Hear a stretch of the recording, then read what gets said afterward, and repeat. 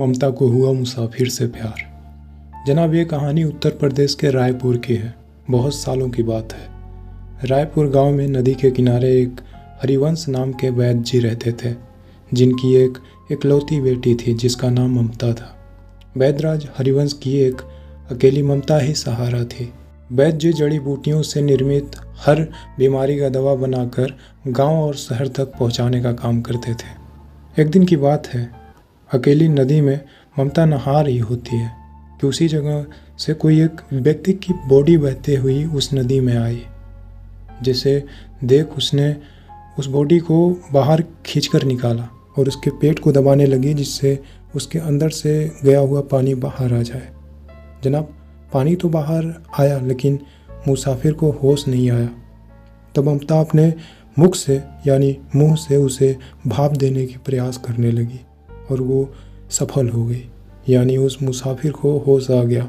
मुसाफिर को होश आते ही ममता ने पूछा, तुम कौन हो और इस नदी में कैसे बहते आ रहे थे? मुसाफिर को कुछ याद नहीं था, उसे काफ़ी बुखार था।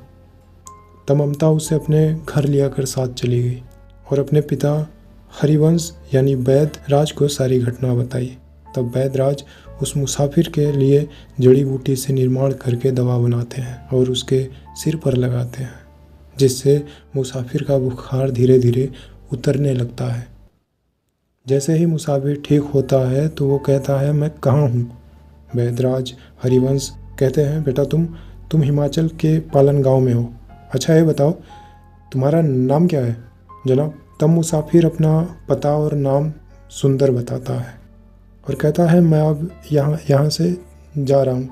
तब वैद्यराज बोलते हैं, अरे नहीं बेटा, इस हालत में तुम्हारा अभी जाना ठीक नहीं है। तुम 2 दिन और रुको, फिर तबीयत ठीक होने के बाद अपने घर चले जाना। इसे अपना ही घर समझो। और क्या था, सुंदर वैद्यराज के घर 2 दिन के लिए क्या रुका। उस सुंदर को ममता से मोहब्बत हो जाती है, यानी सुंदर को ममता से प्यार हो जाता है।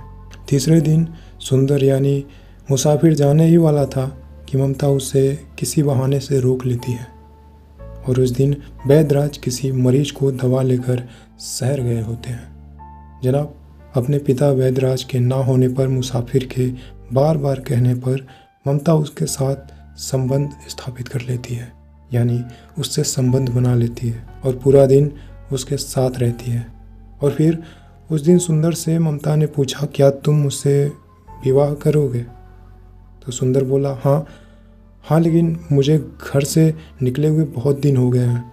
मुझे एक बार घर जाना है, फिक्र मत करो, मैं तुम्हें यहाँ से ले जाने अवश्य आऊँगा।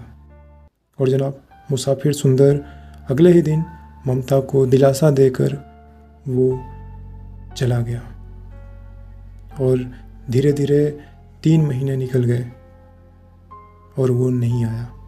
एक दिन ममता को पता चला कि उसके पेट में तो सुंदर का यानी मुसाफिर का तो बच्चा पलने लगा है। वो बहुत इंतज़ार की, पर मुसाफिर सुंदर नहीं आया। तो उसके दिए शहर के पते पर ममता अपने पिता हरिवंश यानी वैद्यराज को बिना बताए उसके उस पते पर पहुंच जाती है। वो जैसे ही उस पते पर पहुंचती है, वहाँ सुंदर देखता है उसे और उसे अपने घर पे पनाह देता है और उसे अपना लेता है। लेकिन उसका पूरा परिवार कुछ समय बीता तो उस पर कहर ढाने लगा। ऐसा कोई नहीं था उस परिवार में जो ममता को बुरा भला ना कहा हो। एक दिन की बात है, सुंदर कहीं गया होता है, ममता घर पर अकेली होती है। उसका परिवार ममता को किसी चीज़ में मिलाकर जहर दे दिया, जिससे ममता की जान चली गई। फिर क्या था जनाब, उन लोगों ने अपने घर के बगल में ही ममता की बॉडी को दफना दिया। लेकिन जनाब, कुछ ही 4 महीने के बाद ही उस सुंदर के परिवार को उसका परिणाम मिलने चालू हो गया, यानी ममता की आत्मा सुंदर समेत उसके पूरे परिवार को परेशान करने लगी और उनको धीरे धीरे करके अनेक प्रकार से मौत के घाट उतार दी। जनाब, इसलिए तो कहते हैं, जैसी करनी वैसी भरनी। अगर इस कहानी को कोई भाई सुन रहे हैं तो हमारी दादी माँ का एक बात याद रखिएगा, अपनी पत्नी को अपने परिवार या किसी अन्य के सामने कभी नीचा ना दिखाना और किसी भी परिस्थिति में उसका साथ ना छोड़िएगा, वरना लोग उसे नीचा दिखाने में कोई कसर नहीं छोड़ेंगे। Bye bye.